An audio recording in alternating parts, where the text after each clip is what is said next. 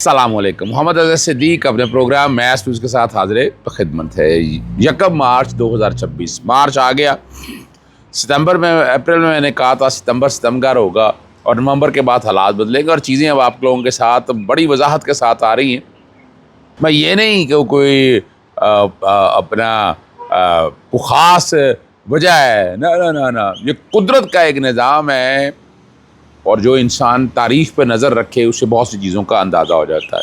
پاکستانی حکومت کہاں کھڑی ہے، شرمندگی ہو رہی ہے. بہرحال ان کی اپنی اسٹریٹجی ہے، جو بھی نقطہ نظر ہے پتہ نہیں کیا سوچی بیٹھے ہیں یا کیا ہمیں کو نئی کہانی بتانے بیٹھے ہوئے ہیں.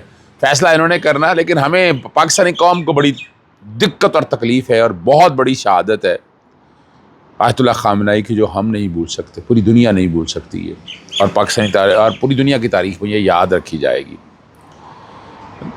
اب حالات آگے جو چل رہے ہیں اور مظاہرے شروع ہو چکے ہوئے ہیں، زیادہ تو نہیں ابھی فی الحال کراچی کے اندر آیا ہے، لیکن اب دیکھنا یہ ہے کہ ہم کہاں کھڑے ہوں گے. اور آخری بات جو ہے، لاہور ہائی کورٹ بار کے الیکشنز کو جو اب متنازع بنانے کی کوشش کی جا رہی ہے، یہ بار کو بہت نقصان پہنچائے گی. سب سے پہلے اسی پہ بات کر لیتے ہیں. لاہور ہائی کورٹ بار کے الیکشن میں 6000 سے زائد ووٹ پڑے ہیں بابر مرزا کو، اور ووٹ اس کو پڑھنے تھے. اس کی بنیادی وجہ یہ ہے. دوسرا گروپ جو ہے اس وقت وکالت کے ایز اے پروفیشنل لائر وکالت کو بہت نقصان پہنچا ہے. یعنی وکلا برادری مطمئن نہیں ہے. قحط و رجال کے حالات اور واقعات ہیں، اور وکالت میں جو مسائل تھے وہ جو سمجھی بیٹھے، چند لوگوں کو فائدہ دے کر، چند لوگوں کو ایڈوانٹیج دے کر یہ سمجھ بیٹھے کہ شاید اس سے جو ہے ہم وکلا کا دل جیت لیں گے. وکلا یاد رکھیے گا، وکلا بکاؤ قوم تو نہیں ہے جی. ٹھیک ہے ہم میں سے چند دوست احباب جو ہے وہ مفادات کو دیکھتے ہوں، لیکن زیادہ تر تعداد جو ہے نا وہ کھڑی ہوتی ہے اصولوں کے ساتھ. پاکستان میں جمہوریت نام کی چیز اس وقت ہے نہیں، جو 3.5-4 سال کے اندر ہوا، اور اس میں وکلا کا بہت بڑا ہاتھ ہے. وکلا اگر چاہتے ہیں تو سارے معاملات کو کنٹرول. 26ویں 27ویں ترمیم کے لیے جو حالات بنائے گئے، جو بتایا گیا پتہ نہیں کیا تیر مار دینے ہیں، وہ تیر کیسے مرے ہیں وہ حالت دیکھ لیں. اسلام آباد ہائی کورٹ بار کا الیکشن بھی ہارا ہوا تھا. الیکشن میں وہ جس طرح سے الیکشن جتایا گیا، اور یہی کلیہ لاہور میں لگا، لیکن لاہور میں کوشش پہلے ہو چکی تھی. وہ یہ تھی کہ بار بایو میٹرک سے یہ دوسرے الیکشن کی طرف لے جانے کی کوشش تھی، لیکن ہماری طرف سے بہت ریزائنمنٹ تھی کہ بڑی مشکل سے ہم نے بایو میٹرک کیا، اور یہ بایو میٹرک کا نظام ہی چلے گا. اور بایو میٹرک کے نظام کا رزلٹ آپ دیکھ لیجیے. میں نے تو کل جب بار کونسل کے الیکشن سے بہت دوست احباب ملے، مجھے احمد خان صاحب بھی ملے، بس دوستوں سے ملاقات تو میری رہتی ہے، لیکن میں نے ان کے تمام زیادہ تر لوگوں کو بتا دیا تھا کہ آپ الیکشن ہار چکے ہیں. اور الیکشن ہارنے کی کئی وجوہات میں نے رکھ دی تھی، اور مثال کے طور پر سب سے بڑی وجہ تھی اگر الیکشن یہ جیت رہے ہوتے تو جناب یہ کھڑے ہو کے الیکشن لڑتے. ان میں سے کئی دوست احباب آرام سے بیٹھ گئے تھے. وہ یہ ثابت کر رہا تھا کہ الیکشن ان کے ہاتھ سے نکل چکا ہوا ہے. پھر وہ وجوہ بنانا، اپنے آپ کو جسٹیفائی کرنا، اب جہاں کہیں بھی ہے جسٹیفائی کرنا، لیکن انٹرنل رپورٹس بھی تو آئی ہوں گی نا.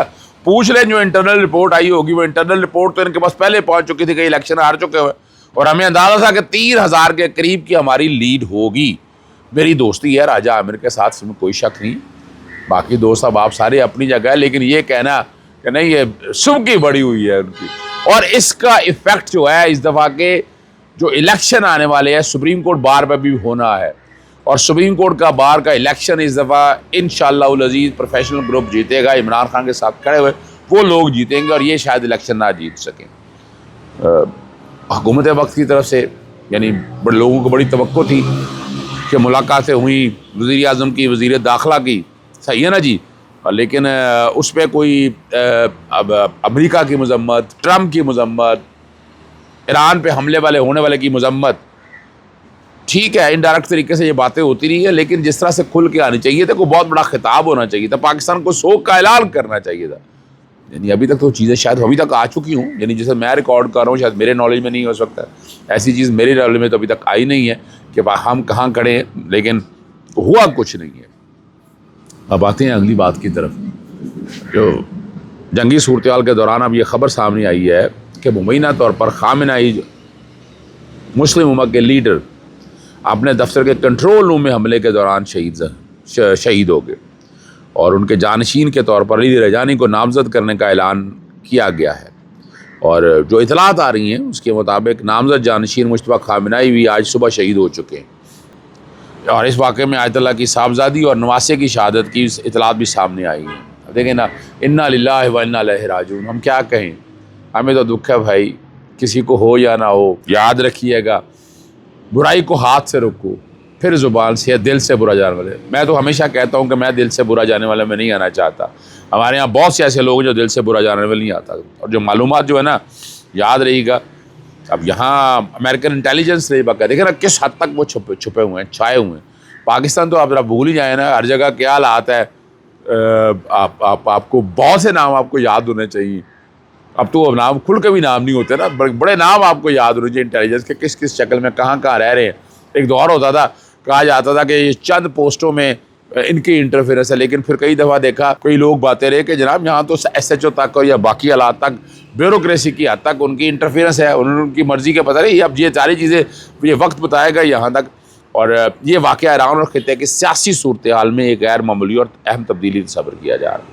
ایران کے پاس اور ریمیڈی کیا تھی، ایران کے پاس ایک اور طریقہ تھا، اس نے اپنا ہمز کے بند کرنے کا، تیل کی متاثر ہو گئی ہے جی، ٹھیک ہے نا جی، اور بحری ٹریفک میں 20 سے 25% تک کمی ہوئی ہے۔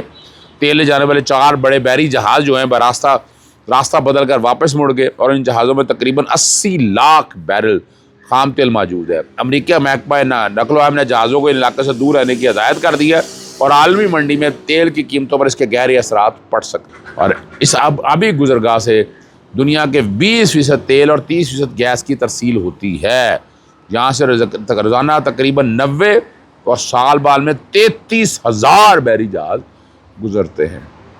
اور اب نائے ہم جو ہے نا مشرق وسطیٰ کی خام تیل پیدا کرنے والے ممالک کی ایشیا، یورپ، شمالی امریکہ اور دیگر دنیا سے جوڑتی ہے۔ اس سمندری پٹی کو ایک طرف امریکہ کے اتحادی ممالک تو دوسری طرف ایران ہے۔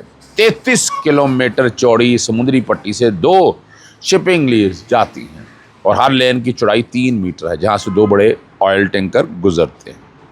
اب کراچی ایک جو بات اب سامنے آئی ہے احتجاج کے کانٹیکس کے، لیکن میں شاید اس سے اتفاق نہیں کرتا کہ ہمیں اپنی توڑ موڑ اپنے علاقوں میں اس طرح کا، ٹھیک ہے غصہ اپنی جگہ پر موجود ہے، لیکن میرا نقطہ نظر اس حوالے سے ذرا مختلف رہا ہے ہمیشہ سے۔ مظاہرین نے امریکی قونصل خانے پر حملہ کرنے کی کوشش کی اور عمارت کو آگ لگانے کی کوشش کی، اور اندر سیکیورٹی اہلکاروں کی فائرنگ سے جانی نقصان کے خدشات جو ہے وہ ظاہر کیے جاتے ہیں، تاکہ تصدیق ابھی تک سامنے نہیں ہے، لیکن باتیں ساری یہ ہو رہی ہیں، ٹھیک ہے نا جی۔ اور بتایا یہی جا رہا ہے کہ مظاہرین نے پتھراؤ کیا اور قونصل خانے میں توڑ پھوڑ کی، اور پولیس اور رینجر نے صورتحال پر قابو کرنے کے لیے آنسو گیس کے شیل بھی پھینکے اور مظاہرین کو منتشر کر دیا۔ بتایا جا رہا ہے کہ امامیہ طلبہ تنظیم کی جانب سے ایران پر حملوں کے خلاف کیا جا رہا ہے، اور سکردو کے اندر بھی، چونکہ وہاں اقوام متحدہ کے تعلیمی ادارے پر حملے کی بھی اطلاعات سامنے آ رہی ہیں، صحیح ہے نا جی۔ اب یہ ساری جو بات اب سامنے آ رہا ہے، اور اس صورتحال کو کنٹرول کرنے کے لیے بہت سے لوگ وہاں پہنچے، جا کر انہوں نے جائزہ لیا، ٹریفک بند کی، اور الٹیمیٹلی حالات جو ہے نا وہ کنٹرول کر لی۔ جو بات سامنے آ رہی ہے، صحیح ہے نا جی، وہ میں آپ کے سامنے پہلے ہی بتا چکا ہوں۔ وزیر داخلہ نے یہ بتایا ہے کہ یورپی ممالک کی جانب سے غیر قانونی سفر کرنے والوں میں ایک سال میں 87% کمی آئی ہے۔ پولینڈ اور اٹلی پاکستانی سفارتکار اور سرکاری پاسپورٹ رکھنے والوں کے لیے ویزا شرط نرم کرنے پر غور کر رہی ہے۔ ذرا سنیے گا کہ لفظ کیا ہے بھئی، عام کی بات نہیں ہو رہی، سفارتی اور سرکاری پاسپورٹ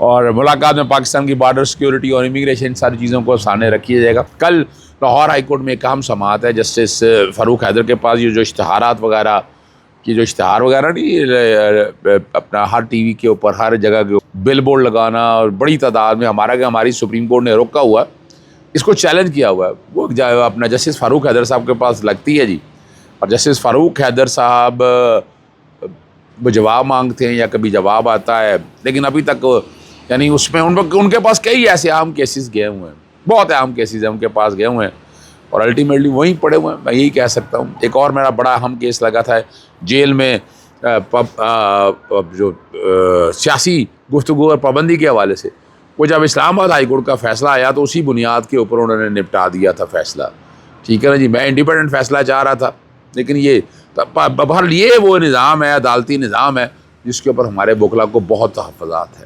اجازت چاہتا ہوں. السلام علیکم. اللہ حافظ. پاکستان زندہ باد.